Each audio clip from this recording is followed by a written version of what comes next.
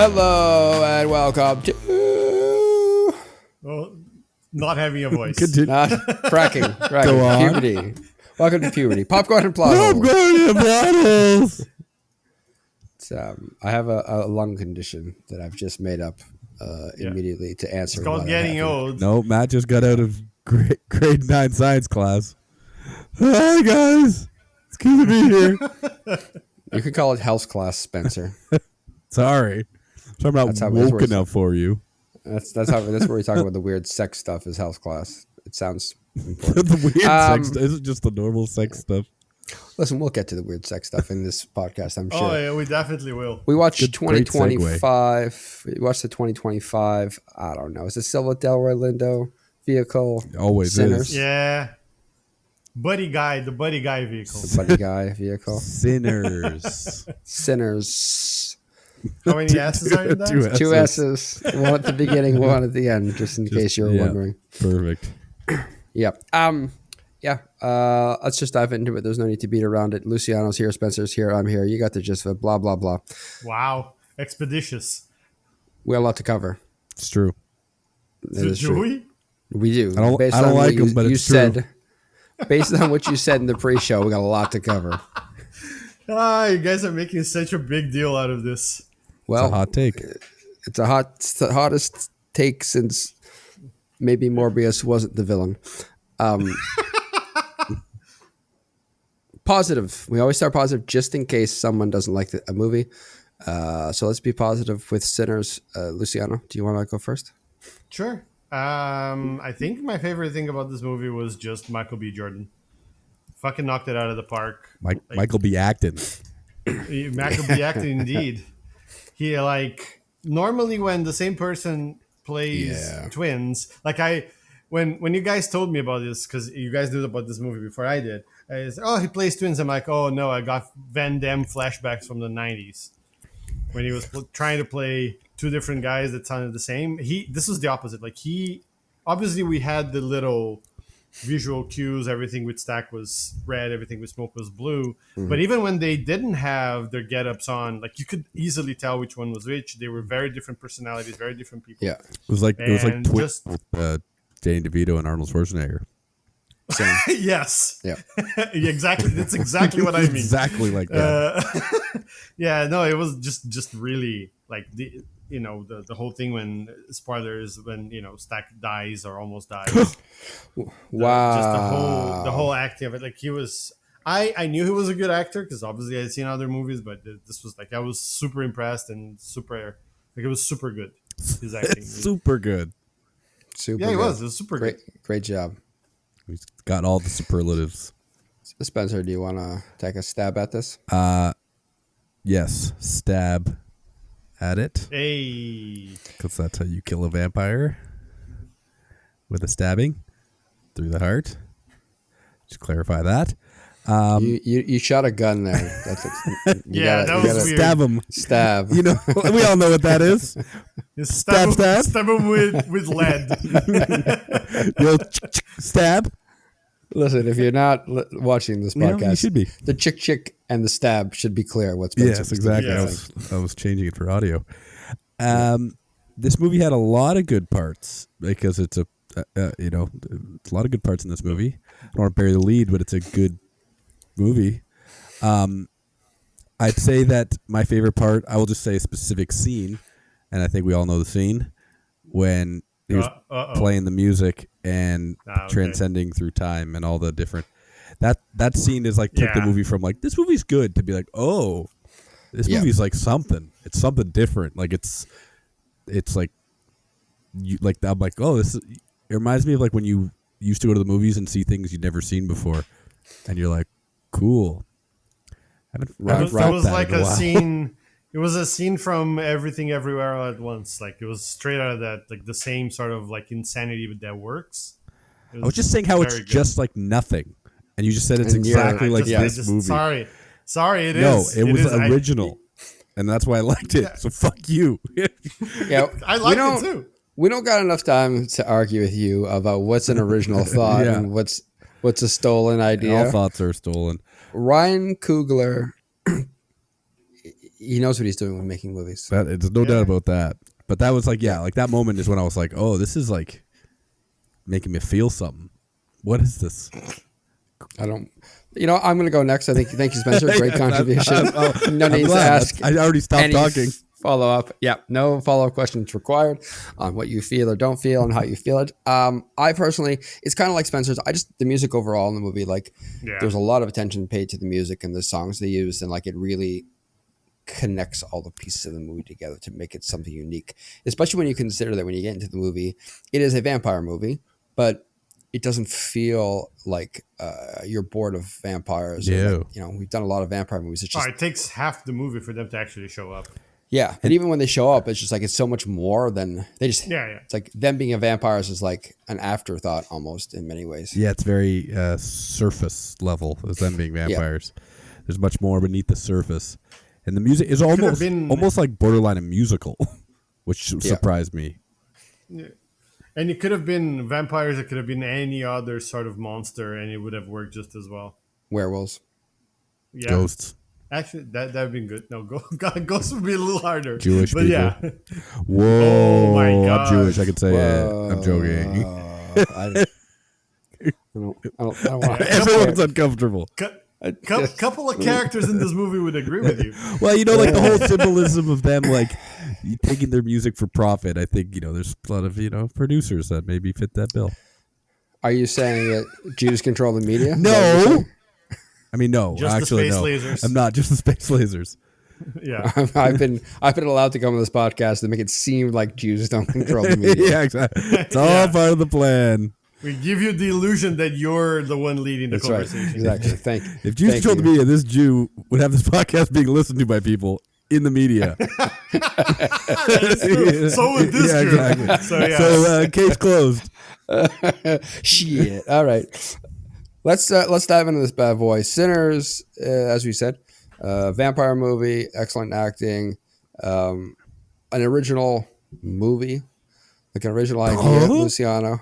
Yeah, that was the thing. It's a sad state of affairs when that is sort of like, hey, this is not copying from or borrowing from anything. It's new, and you go, what? like that should be the par for the course, but it's not.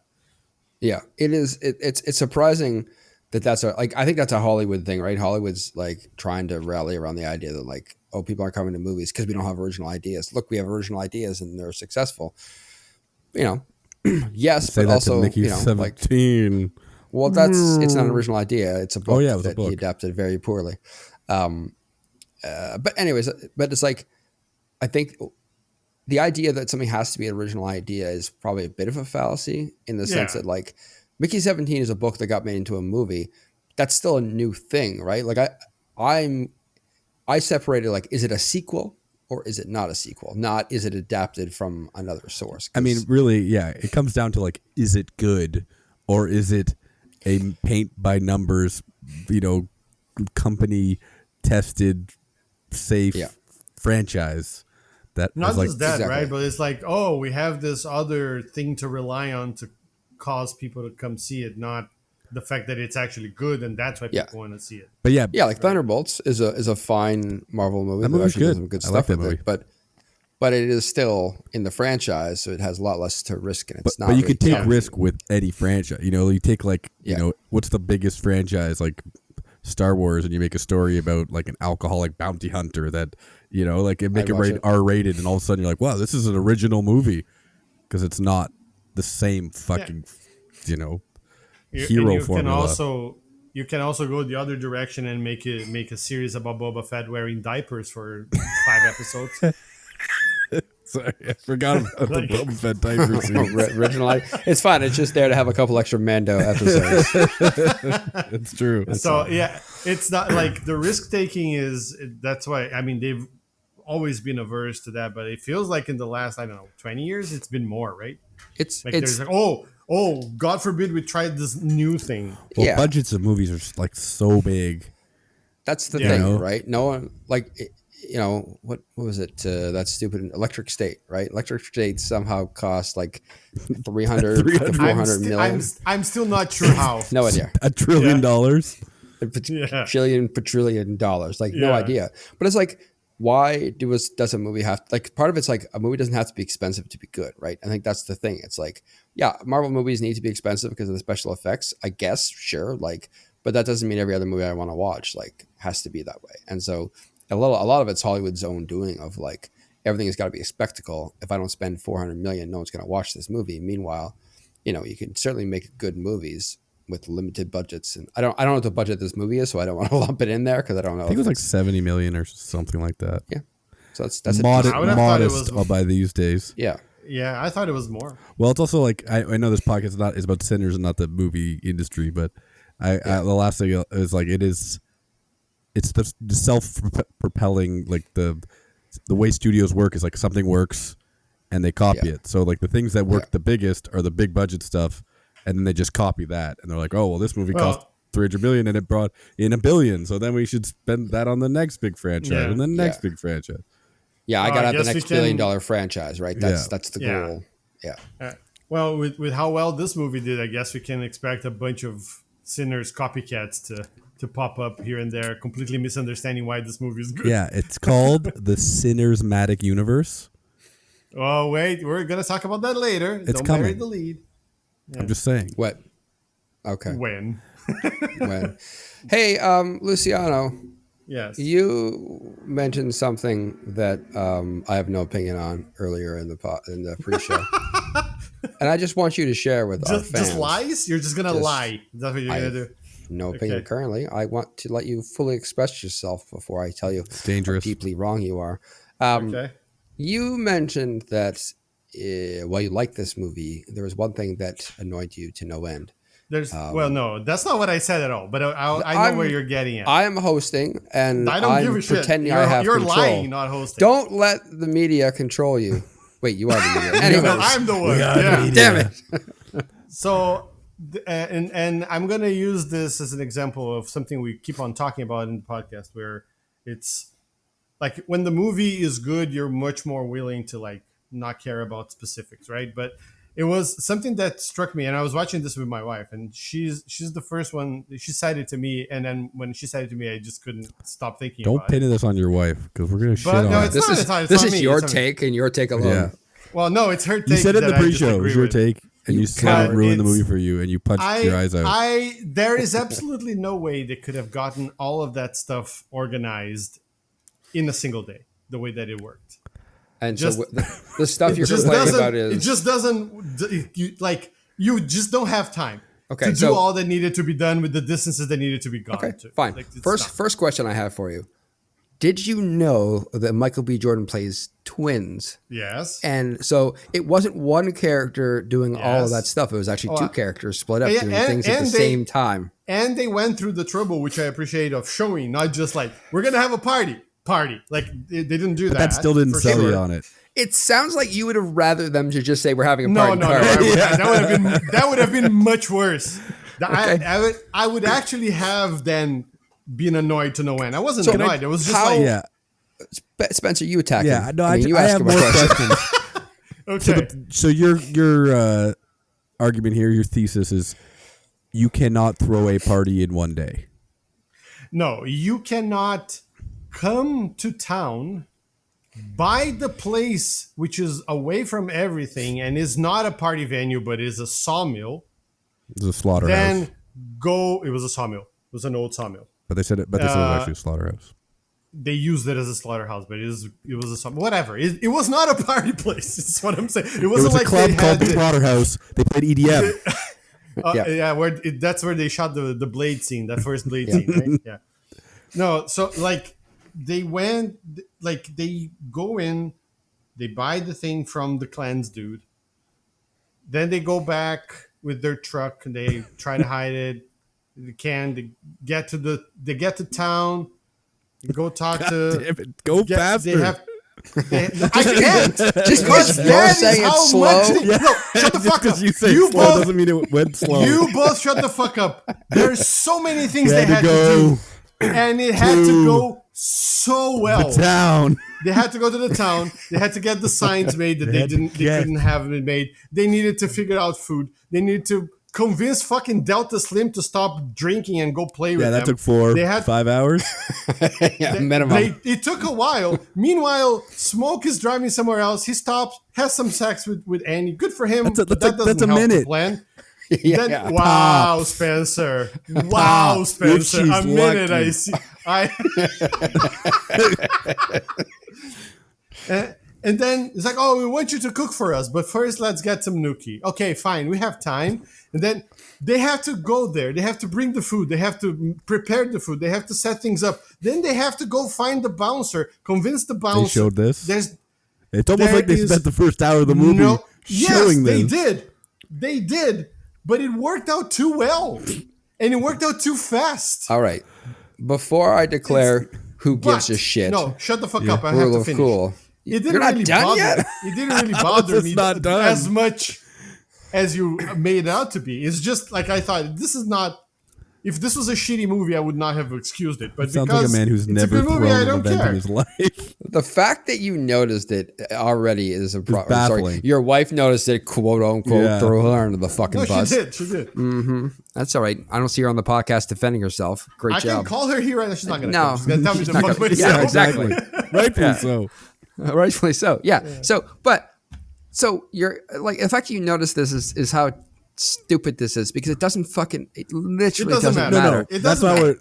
Don't let him off the hook like it doesn't matter. No, he's wrong. That's the first. That's the first point. No, it doesn't matter for the movie at all. I agree. It doesn't. The second point is,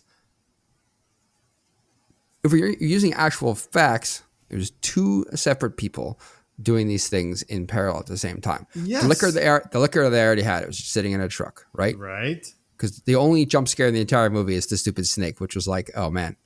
Fuck you guys for that. It wasn't even the jump scare. I wasn't expecting it. That's why it's a jump scare. Okay, yeah. But that's neither here nor there. So that's done. He goes into town. They got to make a sign. What are they making the sign out of? It's like, how long is it going to take to make a sign? They only have red paint. Like, how complicated could that be? That shows how much you don't know. Yes, it can be very complicated. But they have to leave everything. They have to bring everybody to this out of the way place. Yeah, but you're implying that everything someone does is to the maximum amount of time it takes. Let's just in your brain. Let's try this a different way, okay? Luciano, they had to get what? Alcohol, food, the sign, entertainment, a bouncer. Have you ever? Let me just no. That's not the question. Food in your life. Listen. Have you ever prepared what food did they make? Have you ever put together an what event where you don't have professional people putting together the event? What food did they make? This isn't a professional event, first off. And what food did they make? That's exactly the point. He didn't answer my question. Professionals are efficient. Deflecting. Those guys are not. He's deflecting. It's a classic Republican response. He deflects and doesn't answer your question. No. Listen. So here's it. Ready? Boom. Ready? I got a party tonight. I'm gonna go to the food place, pick up the food. I already have the alcohol. Yes. Let me finish. No, I'm not gonna let you finish. You're in 2025. They were in 1932. So what? Not everybody has a car. Not everybody has a vehicle to take. They had one. So? One truck that was already there to set it up, and one old beat up shit that they drove everywhere. This is why this argument is so dumb. You're applying that you only saw one truck, therefore no one else had a truck. But how did is it Bo and his wife get there? They drove a vehicle. Yes. I think you could. They were in town at a grocery store. Hours. They show it. They showed a bunch of people arriving there. Right? So they had other vehicles to bring things to the party. They arrived there at night already. Yeah. And they said they had to cook. They said they had to set everything up. They had to put everything together. Insanity. Let me listen. Hold on. Did they show the food? Did they make slow braised brisket? Yes, they did gumbo. They showed gumbo at one point. You know how long that takes to make? 4 hours? After they banged for 5 12 seconds.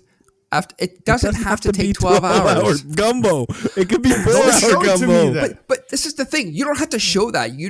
You can't apply your specific set of ideals on how perfect gumbo should be made. They showed enough. They showed enough to be like, they brought food, they brought liquor, they brought people. It doesn't matter. It didn't take away from my enjoyment of the movie. It's taking away from my enjoyment of the movie. Actually, Luciano's argument is the spaghetti dinner was made tonight. How did we have time to make spaghetti dinner? You got to make the meatballs. You got to make the spaghetti. Yes, you got to heat up the water. That all takes an hour. You need to put time. You need to put people together to work together that never worked together, to do things that you probably never done together, and they did it all in one day. If it was 2 days, it must be a nightmare living in the prison that is your brain. You can't not think about this stuff. That is true. It's called being a project manager. You tell the lady, you're in charge of food. Have this ready for 10 p.m. It'll take me 5 hours. You have him. The alcohol's there. You have the band there. They're already trained. You don't have to teach them anything. They just tell them to come. You tell everybody else to come. Yes, you're done. And they have to do it. And it takes time. You saw how long it took them to convince Delroy Lindo to come play. It took like 10 minutes of movie time, which is actually 10 minutes of real time. That is not anything. You drove back with them. Entertainment was done. You spent more and you notice how far it was, how long they had that drive. You know what? We're giving this way more time. This is the thing. Than they gave in how the long movie. were they driving? You're like they drove past some cotton fields. Okay, how long was that? How fast were they going? They were What's the driving land speed of a Model T? Time. It's slow. It's very slow. What's a long time? They were driving for like 10 minutes. A couple hours. Come on. How do you know it's a couple hours? Good, because the sawmill is so far. They said it's out of the way from the town. They said it in the beginning of the movie. But that's in 1932 terms, and out of the way of town is like 10 miles. Yeah. 5 miles. It's very far. You're applying that. Anyway, Luciano, you're making that I need up. you to give me a coffee and a donut. What do I have? 5 hours? I don't have 5 hours to spare. Just go and get it. You come back. No, it's not like that. But we're giving this too much time. There's things that bother me about this movie a little bit more than this, actually. Oh God! Well, let me indulge you. It was just the whole they feel his pain, and it doesn't happen all the time. Yeah, that bothered me too. Like, I'll give you that. But I like that our biggest argument I think ever on the show is maybe about the dumbest thing I've ever heard in my life. This is what we're here for, because it is so dumb, and it needs to be talked about to fully understand. We need a diagram. One of our fans, make a diagram for us. Which one? The one? Yeah. Chris, if you're listening. Chris, make us a diagram. Now our only confirmed subscriber that isn't the three of us. Yeah. No, he unsubscribed immediately. It was a bad breakup. A lot of legal drama.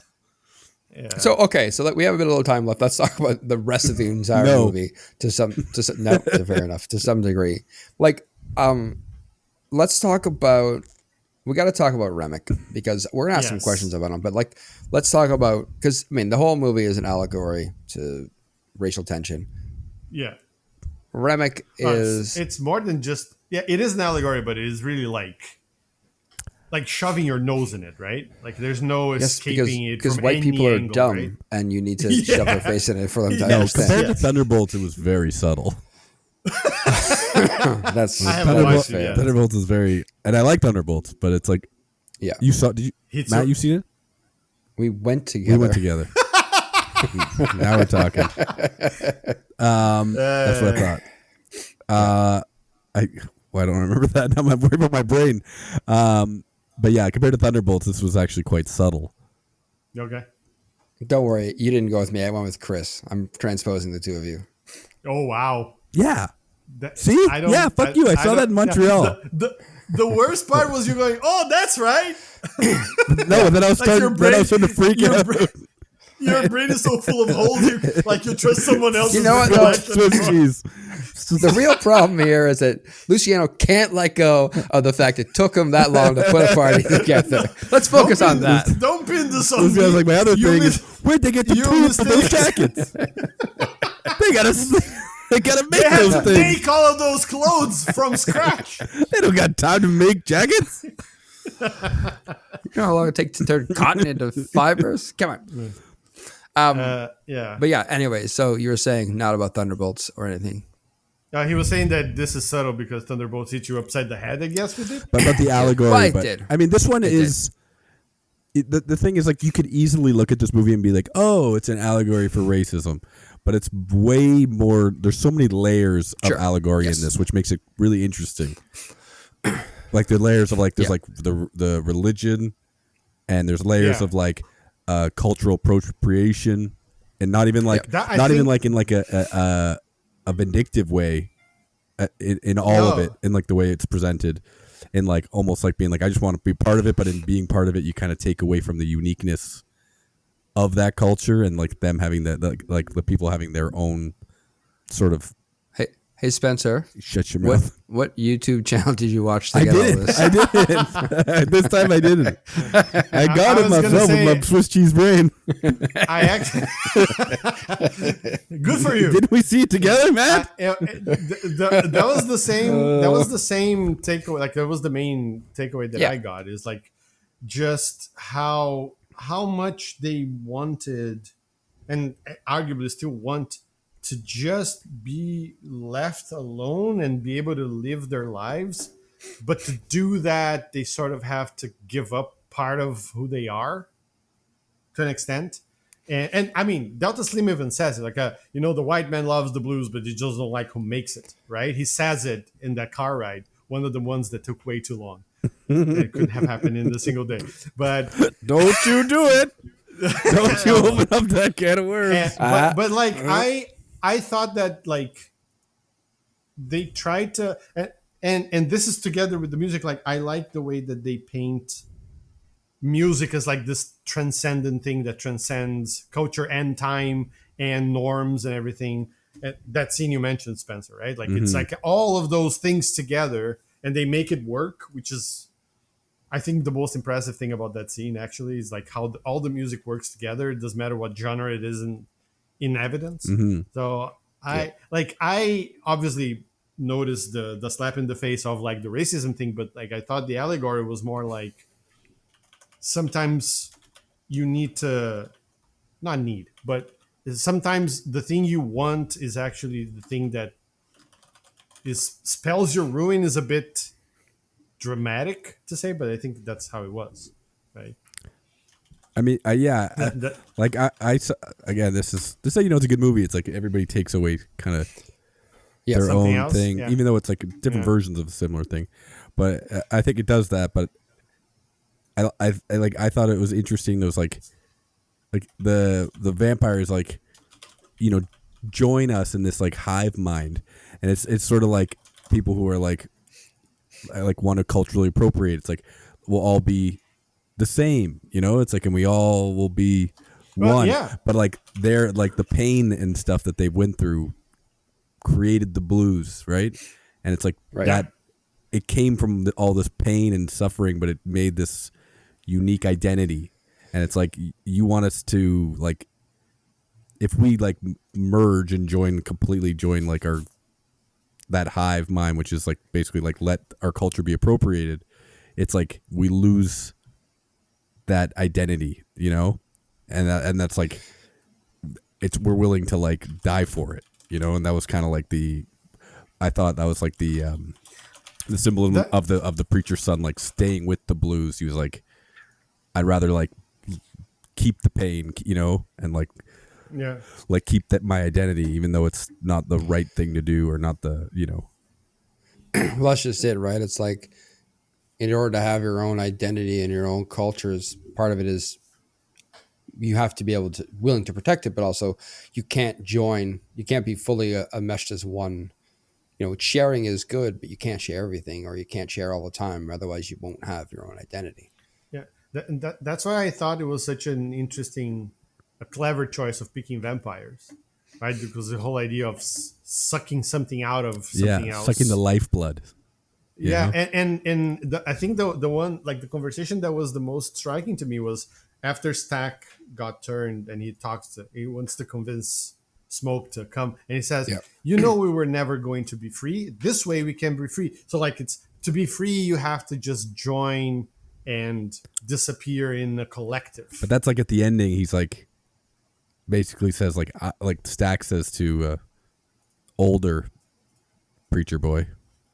Sammy. He's like, Sammy. He's like,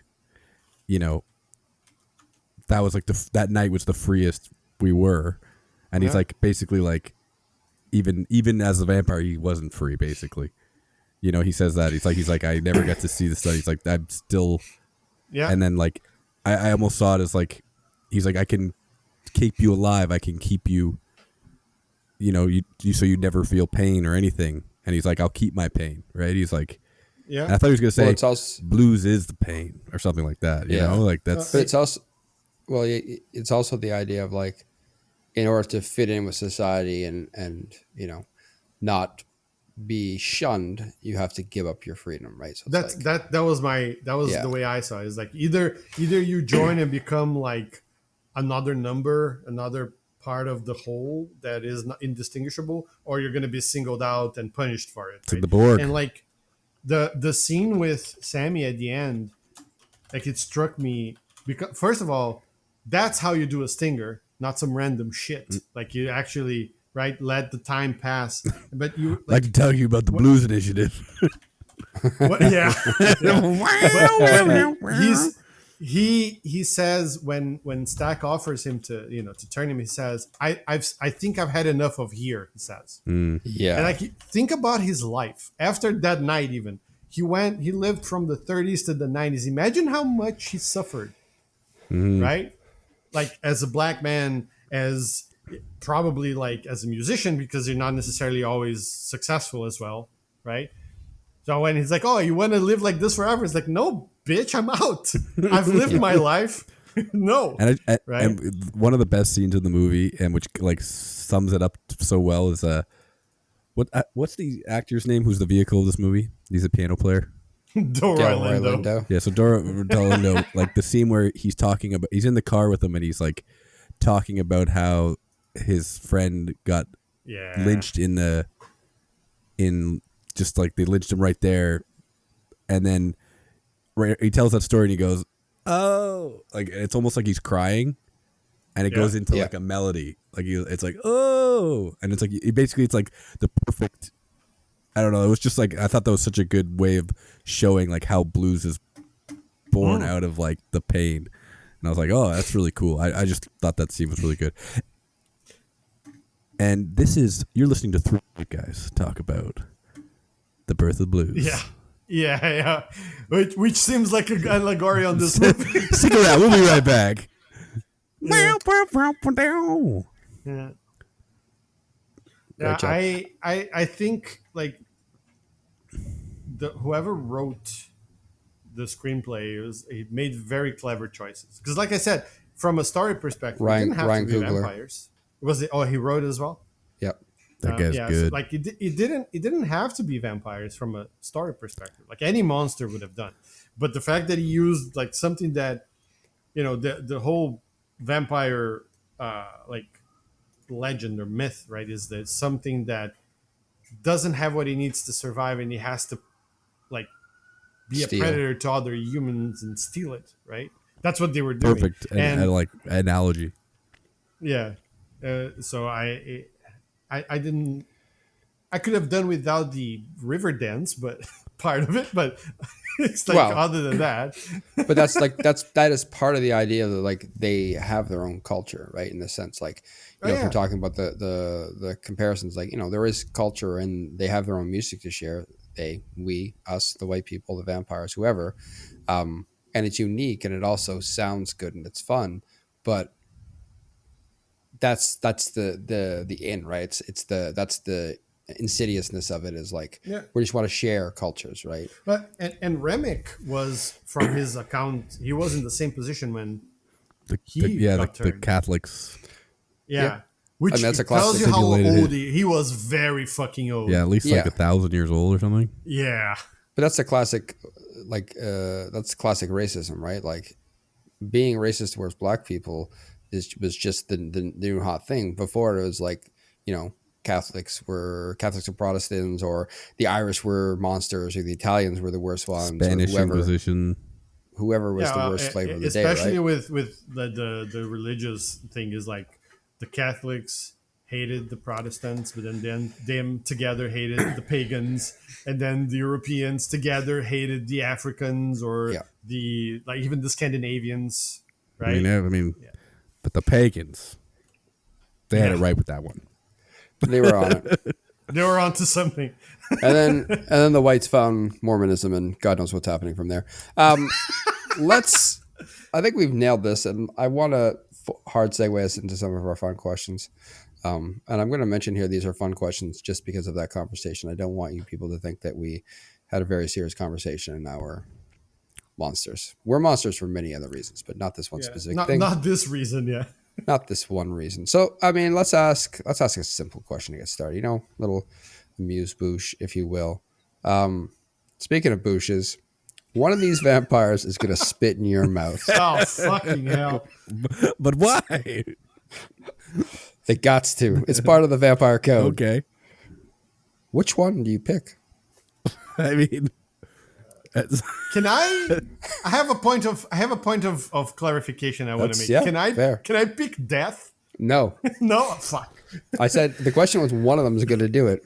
Listen, the world is afire with the talk of Haley Steinfeld spitting in Michael B. Jordan's mouth. And I think many a fetish were born from this film. I perhaps on being both sides one of the them. fence. I may take a spitting in the mouth with Haley Steinfeld if it meant an eternity being immortal with her. Pretty nice. It's good that your wife doesn't listen to this podcast. Goddamn right she doesn't.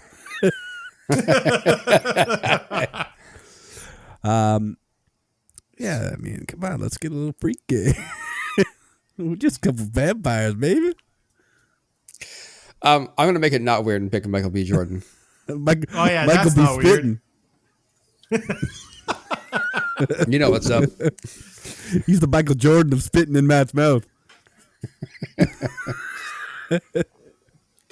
You took it personally. Sorry, I mean, it's a good answer. But wait. Would you take Stack or would you take Smoke? Oh, good question. Great question. Well, Smoke's not a vampire, though. That doesn't matter. You said character. Wait, what? No, I did say This isn't vampire. about vampirism. This is purely sexual. Yeah, but we have to keep within the boundaries of the game so that it doesn't seem so sexual. Matt's like, Ryan Gosling. Yeah. I mean, you got to tell us. What am I answering? Smoke or Stack? What did you just fucking smoke or have an stack. aneurysm? Both. It's a good answer. Didn't see that coming. Didn't see me doing that. Pedro Pascal? Oh, sorry. Next question. Next question. Moving on. Yes, please. She was the original Hawk Tuah girl, by the way. Yeah. She was doing She spit on that thing. That thing meant your mouth back in the day. Yeah, back in the day. So once they figure out vampires are attacking and they figure out the rule that vampires can't enter unless they're asked to, they should be good for them to hold up the night. Unfortunately, as happens in all movies, Lisa Chow blows it for everybody. All movies. Yeah. Damn There's always you! one person who's like, "Hey, Grace." It's always Alyssa Chow.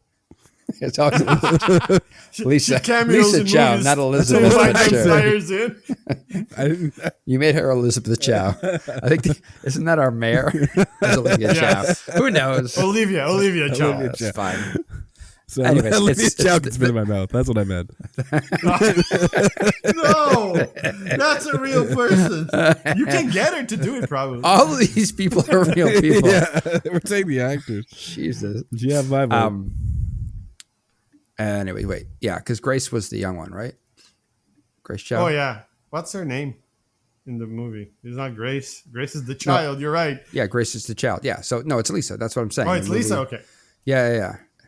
The actress is Helena Hu, and then Yao plays Bo Chow, and then Lee Jin Lee plays Grace. Okay. Anyways, she blows it for everybody. Yes. And so now the party's on. The vampires are coming. I think there are some areas for improvement in how they defended the juke joint. And so I'm wondering what you guys think they could have done better so that not everybody died. Well, for one, pickled more garlic. Because they had the one jar. Come on. Yeah. Well, it takes like 5 minutes, right? Well, no. We're not going to go there again. All right. I'll give you 10 minutes. Okay. What else do they have done? Is killing Lisa before she lets them in a choice? Because that would have been ideal. I mean, that probably makes you worse than the monsters. Why? What do you mean, why? Kill one person to save, like, what, 10 inside? This isn't fucking the trolley test. Like, that's not how humanity works. I like that. Let's just change the trolley test to the vampire test. The vampire test? Yeah. How many vampires do you want to run over? No, how many humans you want to let the vampires eat? Wow. Okay, you're the real monster. You're the real villain of this movie. Sure. You're the real white person. That's also true. Vampire. But yeah, so Spencer, you're suspiciously silent. Are you thinking up the answers? Like one thing, he's thinking of Haley Stenfield. That's fair. I'm drooling like a vampire. Yeah, I'm the gross one. Fuck you, Spencer. Hey, this is a judge-free zone. One, it is, except for that. One of the things I noticed, obviously, is they seem to have Smoke and Stack seem to have been allowed to take their like army kit. Like that's what he uses to mow down all of the racist KK. I don't know why I said racist and clans people. It's pretty self-explanatory. It's pretty self-explanatory. No, people. Racist KKK members. Not your regular type. No. Extra racist. But like, I'm surprised that they didn't have any weapons, like in case the KKK came, like at night. Yeah, they had like pistols and stuff, but that was it, right? Yeah, I guess they figured that'd be enough. Did they not have those Tommy guns on site with them? No, he had it in a stash somewhere, I think. Yeah, Smoke. Because he dug it out or from wherever it was the next day. At the end of the movie. And he had like grenades in there and everything. I mean, they had some guns. They could handle themselves. They're military men. I mean, but yeah, I think that's a good point. They probably should have prepared for horrible people to do horrible things. Is it like, should they practice stabbing with stakes? Because they seem like to be not good at it as a whole unit. Yeah. I thought they did okay. No, with the staking. No, they didn't. I mean, Lisa, Olivia, Elizabeth Chow. Like, I mean, I think she just chose death. Yeah, I mean, Annie was the same thing. Like, what's her name? The singer. Primaline or something like that. Perline. Perline, yes, Perline. Yeah. She went to stab Remick when he was trying to get at Sammy. She stabbed him in the shoulder, like not a little bit in the shoulder, just straight in the shoulder. Listen, not everyone knows where the heart is. Anatomy classes were a thing back then. I mean, I don't think they even knew where the heart was back then. Wait, what? Look into it. They didn't find out where the heart was until 1992. Yeah. What the fuck are you talking about? What are you going on about? Wikipedia. Wikipedia existed in 1992? Wikipedia did. Wikipedia. Comment withdrawn, then. That makes total sense. All right. Well, Spencer, your answers sucked, and I'm moving on. It's fair. I didn't have good answers. Get all the gold. Hey, let's get into this. This one might take a while, so we better start now. Oh no, it's fine. It's just. I think there's a lot of answer to be given. Stack and Mary, end up escaping, as we find out in the stinger. They escape, and they've lived a life it seemed by all accounts, a fun life as vampires. Based on his forefinger ring.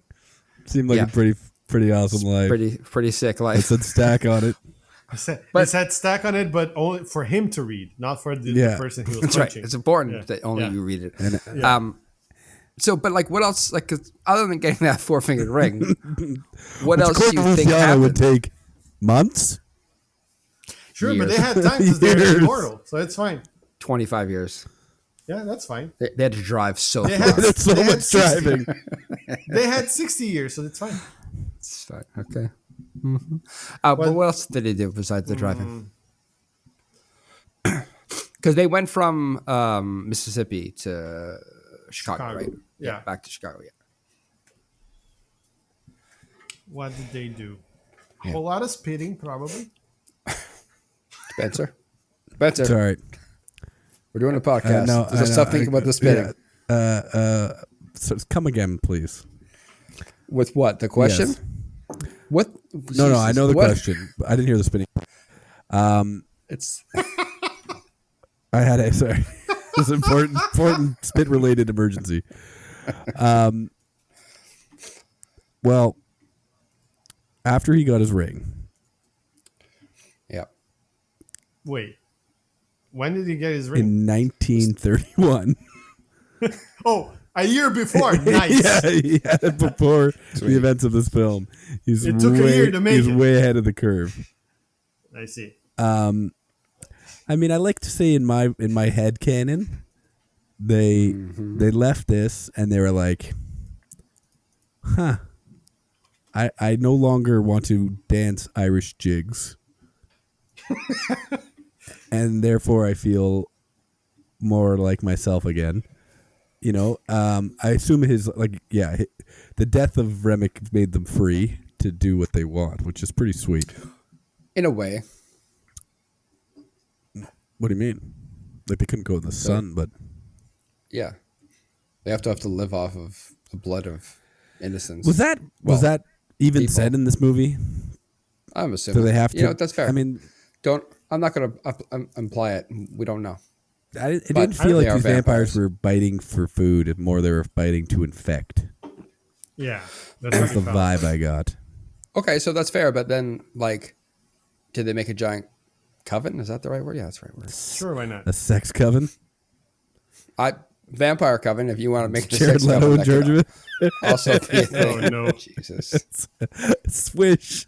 I'm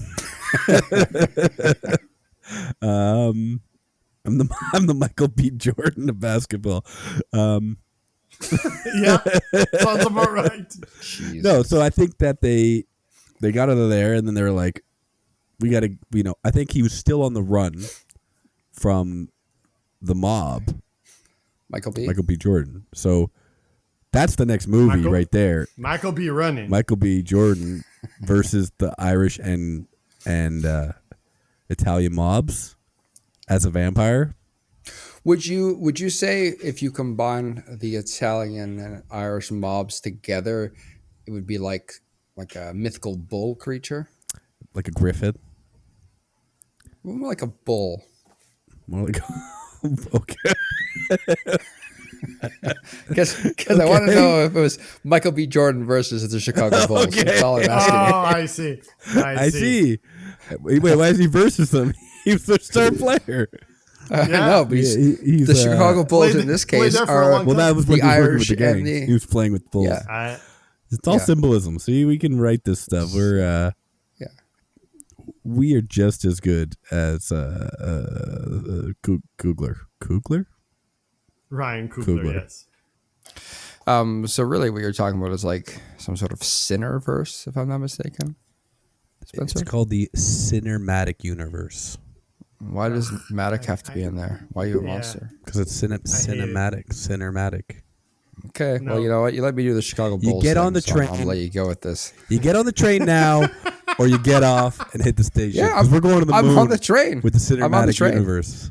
I already said you let me do my Chicago Bulls thing. I support your Cinematic Universe. That's what we call it. So you were saying that the sequel was going to be Michael B. running from the mob. Is that what it is? So that they set that up perfectly. So he's now on the run. Not on the run. I mean, yes, on the run. But and then obviously he has to take out the Irish mob, and the main villain of the movie is Al Capone. Okay, it's like an Untouchables situation. Who's Italian, but okay. Yeah, but they worked for Al Capone. Okay, in that sense, okay. Yeah, he's the one chasing him. So this is all phase one of the cinematic universe. So Al Capone, it shows their story of how they have to take down the mob. Meanwhile, there is also the natives who hunt vampires.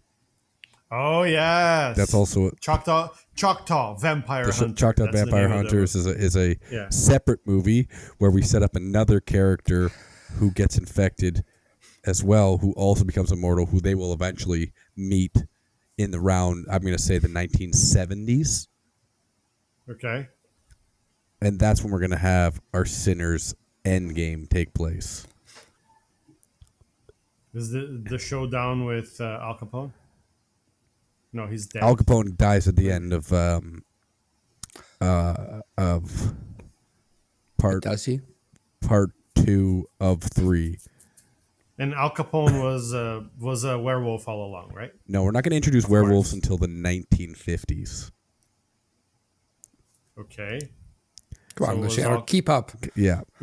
That's why I'm asking questions. But we're going to keep it historical, adjacent. Historically accurate? Yeah. So it's he is the first werewolf from the 1950s is going to be McCarthy. The birth of McCarthyism. Right. Okay. So wait, is communism code for vampirism? Yeah, like red, with the red. Red as blood. Nice. Yeah, red like it's all going to be very, interwoven with a lot of subtext until Michael B. Jordan goes to space.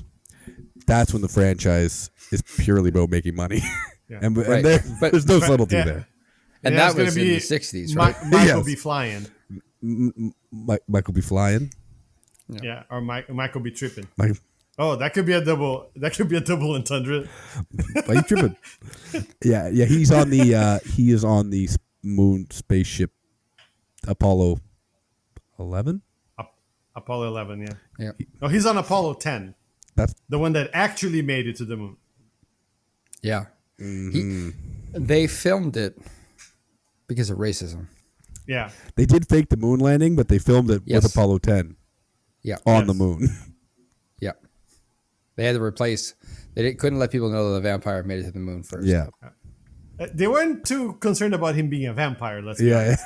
Exactly. I'm using allegory and code. The main villain of that one. He was one of the Reds. Yeah. That's what you're saying. And Neil Armstrong is going to be the main villain, and he's going to be left in space, and eventually be set up as our Thanos. Okay. Oh, I see. Are you saying Neil Armstrong is some sort of wizard? Matt, be serious. Neil Armstrong, like a grand space wizard.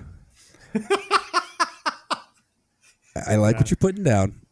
Like not actually like the cosmic entity takes over Neil Armstrong. Neil Armstrong, the American hero, is not a grand wizard. Of course not. But this cosmic entity that's name will be 3 names long, all starting with K. Yes. Potentially. Cosmic creature Kevin. That's his name. Cosmic creation Kevin. Cosmic creature Kevin. We have 3 days till the cosmic creation Kevin arrives. And then and when he's coming, the moon is getting bigger and bigger, and the moon is white. So it's like every day it's getting whiter and whiter. I see. Symbolism. Yeah. Very subtle. It's very subtle.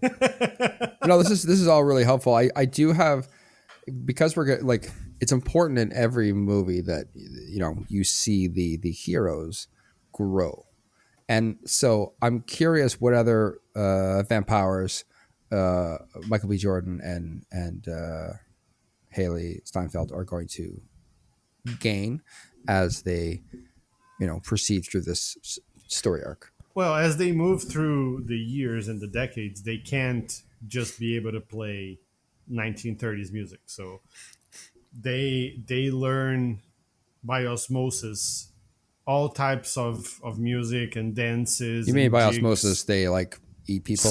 Yes, of course. Okay. Yeah, exactly what I meant. Yeah, allegory. Yeah, thank you. I mean, they have to feed on people potentially, and when they do, they get all their musical ability. Yeah, they spit. That's not what we said. Yeah, but they do. That's where the slang "spitting bars" comes from. Oh, it comes from the vampires. I hate it. But also, side note, Haley Steinfeld does spit acid. Oh wait, what? She's developed that power. She's developed. Oh, I see. Yeah. I see. She didn't have it right away. She was practicing.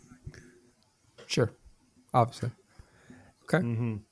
What is Mary doing in the cinematic universe when Michael B doing all of these other things? She's there. She's on the team. She always says the catchphrases. Are you saying she's a secondary character? No. She's the heart of our story. That's very cosmic creature Kevin of you. How dare you? He's got a point. At no point did you mention Mary in all of her stories. Mary is the heart and soul of our story, which is what they say whenever they relegate the woman to a B line, a B character who just worries. That's fine. Once we're done the mainline cinematic universe, we'll do a one-off story for her. No, Mary's gonna get way too late. Way too late. Yeah, nobody wants to see it. It's gonna take place before. Smart. And we'll call it Black Widow. I was gonna try, but okay. Yeah, she's a Black Widow because she marries men and kills them for their blood. Right. Yeah, of course. You can see it in the lights. Just to be clear, we're gonna go back. We're gonna go in the to backstory. Russia, where she comes from. No, that's too. Come on. That's too far. No, but we're not gonna go so far back that it covers her and Stack's relationship when they were humans. No. Stack, Michael B. Jordan is nowhere near this project. She has to be on her own. Cannot get him to shine. But He's too expensive we find out that she has vampire cousins that we never heard of before. Mm-hmm. And then she has to, at some point in the Sinner's Endgame, she has to die. And then one of the cousins takes over. As Mary. Her name is also Mary. Her cousin's name is also Mary. So and we'll replace Michael B. Jordan's character Stack because he's too expensive, but we'll get Smoke to replace him. Wait, what? I was with you until the very end.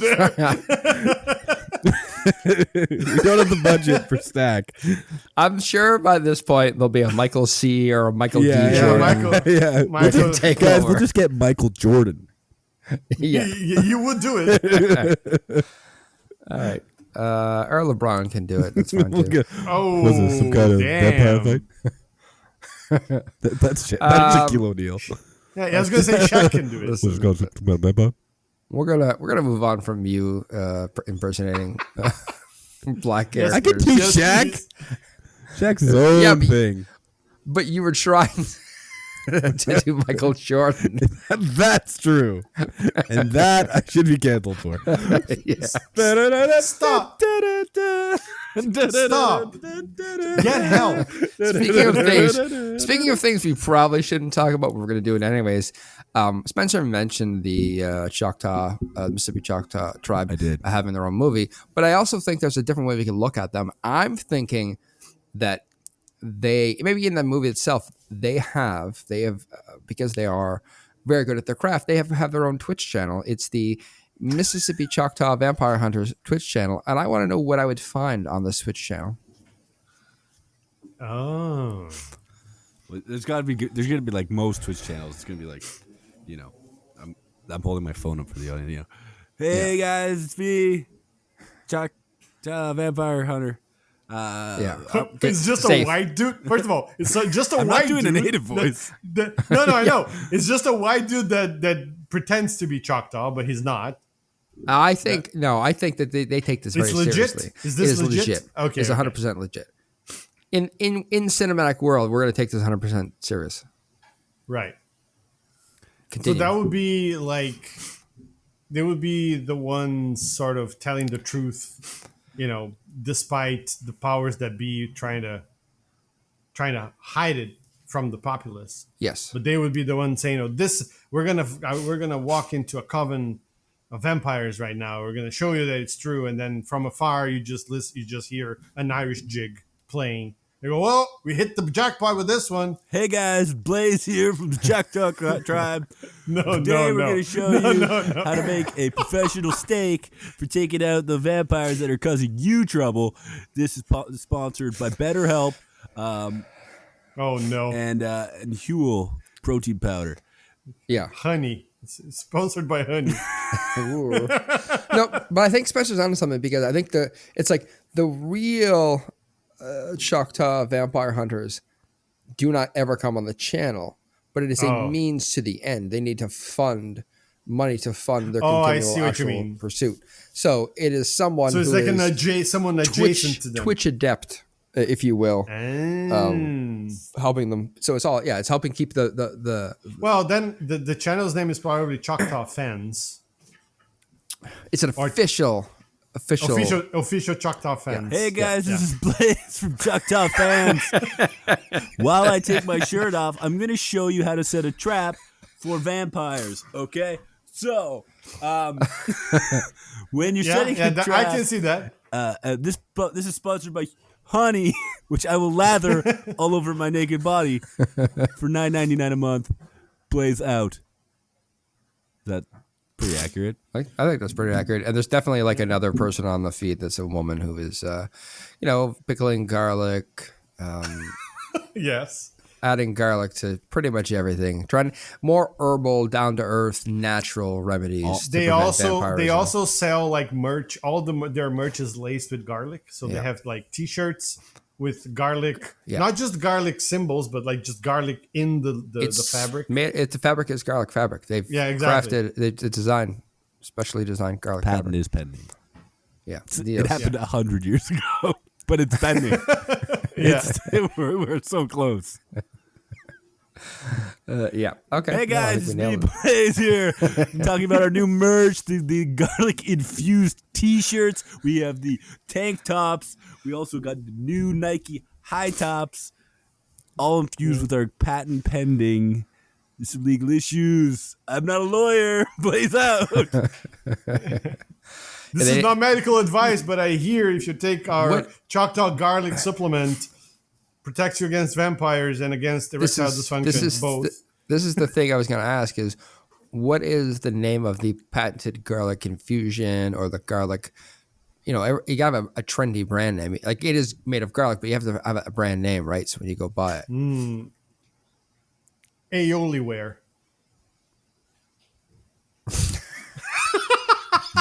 Gartex. Oh, Gartex is good. Gartex is good. Hey, Blaze. Hey, guys. Hey, Blaze, Twitch here. Hey, Blaze, it's Guys here. He's fucking blazed. That's what he is. I'm here with the new Gartex. Garlic infused vampire wear. Check it out. Use garlic infused pot that I just smoked before this. Use bong. Use promo code Blaze for 20% off in the Choctaw shop. Yeah. Blaze is out.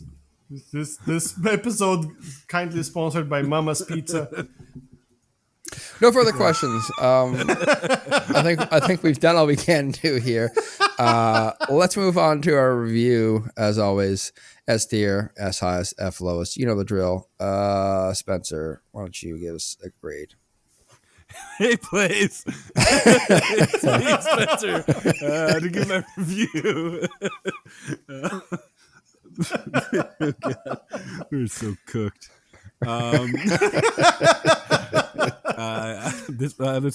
Obviously, as you can tell, I think I like this movie quite a bit. If you had told me ahead of time that I would be watching a vampire movie and the vampires wouldn't arrive till like halfway through the movie, I'd be like, oh man. But I was almost like not disappointed that the vampires arrived, but it was almost like oh yeah, like they did such a good job of like just like making these characters so good that you were like invested in it. It's almost like Ryan Coogler like used the vampires as like a trick to get general audiences into the movie. It's like, oh, it's a fun vampire movie. And then you get in, and then like they're like, oh wait, this is like just a good movie, and it's like with way more themes and like depth and stuff. So just really good movie. I mean, I'm gonna give it an A. It's pretty close to S, but I feel like before I can give it an S, I have to maybe watch it again. But because I don't know how like if I got everything. Like it felt like there was a lot in there. Yeah, and the Swiss cheese brain. So that's they fall through the holes. I famously don't, because I know exactly who I go to movies with. Yeah, exactly. Well, I get fooled quite easily. No, sir, that's my wallet. Okay. Here you are. Say so. But yeah, it's the perils of being Blaze of Twitch. Stuff being Blaze. But yeah, A for me, and use promo code Blaze, 20% off the Gartex.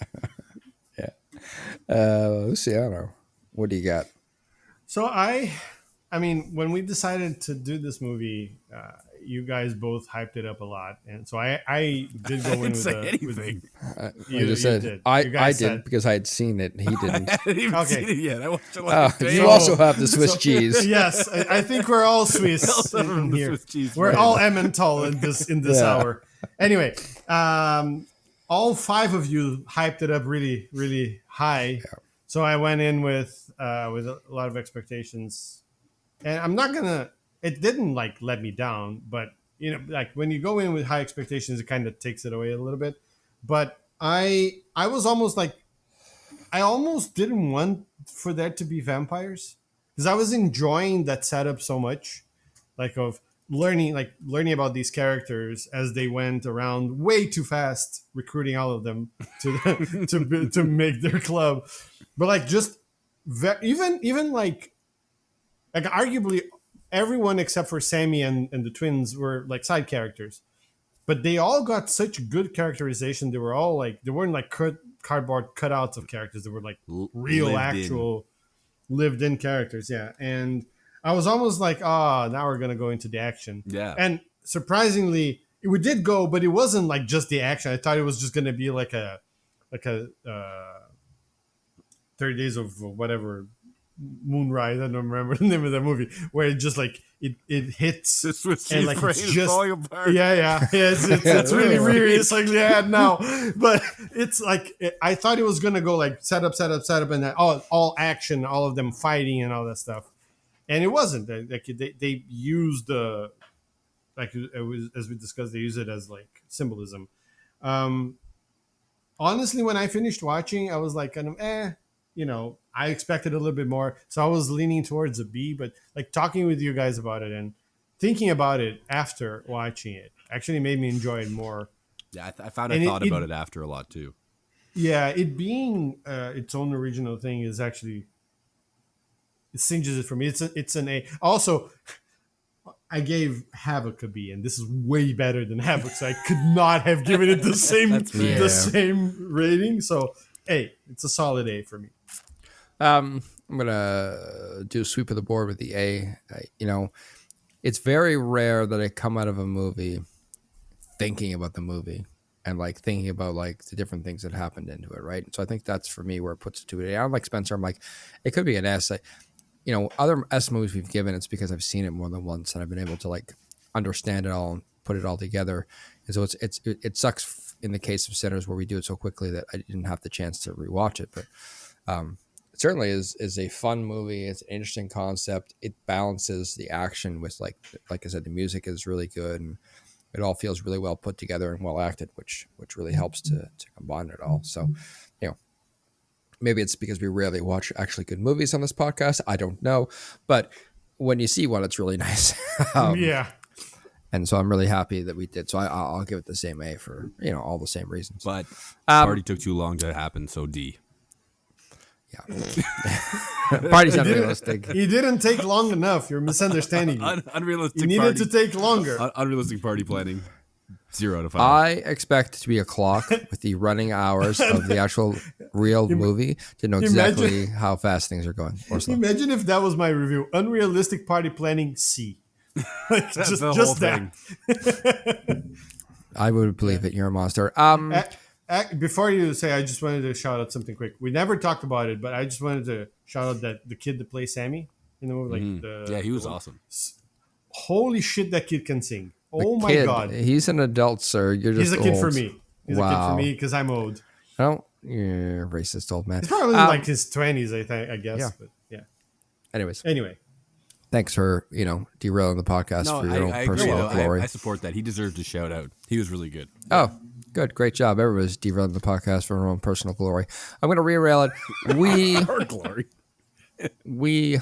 And you guys don't control the media? Mm-hmm. I didn't say that. We can barely control you. What the fuck are you talking You're the about? host of this media channel. Mm-hmm. Sure I am, sirs. Whatever you say. Yes, sirs.